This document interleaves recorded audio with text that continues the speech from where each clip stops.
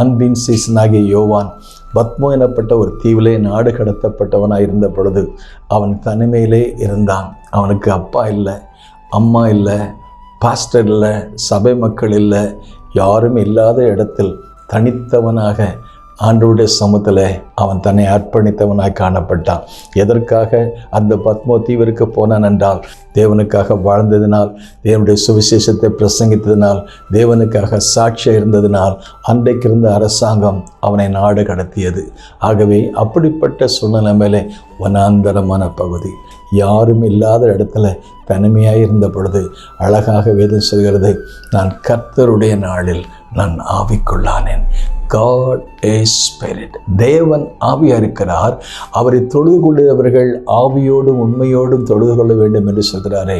ஆண்டவரை ஆராதிப்பதற்கு தேவன் நமக்கு கொடுக்கிற அபிஷேகம். ஆகவே ஆவியான தேவனை தரிசிக்க, ஆவியானுடைய சத்தத்தை கேட்க, நாமும் ஆவிக்குள்ளாகிற ஒரு பாக்கியத்தை கர்த்தர் நமக்கு தருகிறார்.